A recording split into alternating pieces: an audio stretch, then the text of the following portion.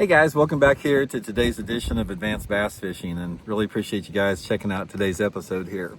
Guys, today I want to talk about how you are missing a ton of strikes that you don't even know you're getting. And I'm sort of going to try to identify, what it feels like when you're getting a strike that you don't even know you're getting a strike, because it happens a lot. So want to pass this along there, and there's a couple things you can do about it to maybe help out a little bit. Sometimes you can't do anything about it, but we're going to get into that in today's episode here. Also, guys, a couple quick things before we get started here. Just a quick reminder, anybody interested in booking an on-the-water lesson with me, just go to my Facebook page, Intuitive Angling with Randy Blaukat, shoot me a private message. And also, guys, we've been talking about it. Got spring right around the corner. Tackle Warehouse has got their big annual spring fishing sale on the website now. So this is a great time to get stocked up for the spring season. I'll have my Tackle Warehouse link in this video description. And if you guys would like to use and bookmark that link, it's a good way to support the channel. The channel gets a small percentage of a commission on anything you purchase through my link. So thank you very much for me and my family, for everybody that's been doing that. We really appreciate that. Okay, lots and lots of times, guys, you're getting bites and you don't even know you're getting bites. I hope the wind's not too bad here. It's blowing like a mother out on the lake right now. But I got talking about this. The first time I realized this is I had a conversation with David Fritz years ago. This has been close to 40 years ago. David Fritz, the crankbait master, and he was telling me that he could tell if a bass had inhaled his crankbait just by what happened to the vibration of the crankbait. And what he means by that is specifically like on a crankbait, there's a lot of times that a bass will come up from behind the crankbait and they'll actually inhale the bait, like flush water through their gills. They'll inhale the bait in their mouth and they'll spit it out before you even know what happens. And the only thing that you can really feel, what David Fritz was talking about, is an interruption in the wobble. And that was the fact that a bass had spit this bait out after it already inhaled it in its mouth. So obviously something like that, there's not much you can do about it. But there's a lot of different things that happen ever since then that I can sort of give you guys some tips and advice on what to do a little bit differently. Okay, now first of all, everybody gets fooled. I mean, even as long as I've been fishing, I still get fooled occasionally because, say for example, if you pitch a jig in next down to a lay down tree, sometimes the way that jig is sliding down a limb, it looks like a fish is moving out with it, and then sometimes you'll pull back on it, on a jig or a worm or something like that. And a lot of times it may be around a piece of fishing line and it pulls back and it feels like you got a fish on there. Or sometimes I've set the hook and I'm fighting this fish and I know I got a fish on and it's pulling and surging, and I get it up to the boat and I got a rock, because you pull up and then it goes back down so it feels like a fish. So you're going to get fooled. I mean, it doesn't make any difference how long you've been fishing, you're going to get fooled. So here's some common things that I think how a lot of people miss the bass. Now, first of all, the way that Fritz talked about on the crankbait, guys, that's a huge one, because ever since he told me that, I know exactly what he's talking about. I can be reeling my crankbait through the water and it can be bouncing along the bottom and bouncing along, and then all of a sudden it just feels like it stopped vibrating or it lifts up in the air a little bit.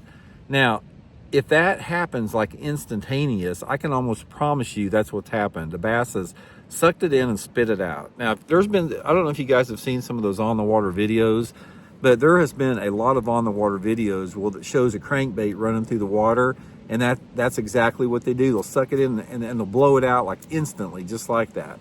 So that's usually what happens with that. A lot of times, like if you're fishing, some type of a slow bait, how you get fooled is by a perch tick. A lot of times, you guys have ever, thrown a plastic orb bomb on the bank and a little perch or a little pumpkin seed, they'll be pecking it like that real fast. And a lot of times you just think that's a perch. Guys, one of the biggest bass I ever caught in my life was, I was practicing for the Bassmaster Classic down at Lake Chickamauga in Tennessee. And I pitched my worm up against one of those channel markers in the middle of the channel. And that happened. It's like my line, it felt like a perch bite, And anyway, I'm reeling up on this thing and I'm trying to shake this. I know it's a perch. I'm trying to shake it off and it gets heavier and heavier and heavier. And finally I start reeling and it's a freaking 10-pounder that jumps out there with it. And this 10-pounder it felt like a perch to me. So you never know what's going to happen with that.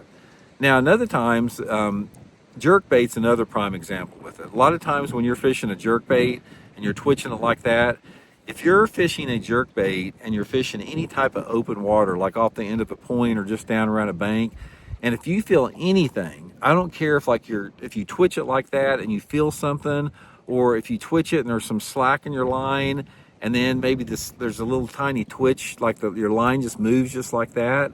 That's a fish biting that bait. Now, what happens is sometimes they'll suck it in like the crankbait fish, but a lot of times what you're feeling with a bite on a moving bait, like a spinner bait, a crankbait, a chatterbait, anything like that, is the bass hitting that lure with their mouth shut. This is something that is extremely common. Bass will bite, or not bite, but they will try to kill a lure by butting their head into it, sometimes hard, sometimes soft, without even any intention on biting it. And this is what happens a lot of times when you feel a bite.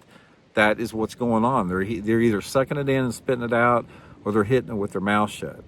So what can you do about this? Here's the thing about it.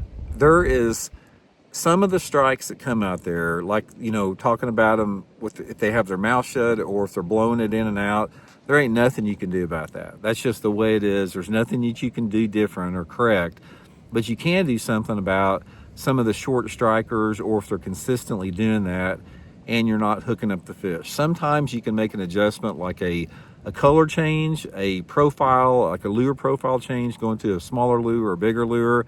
You retrieve sometimes.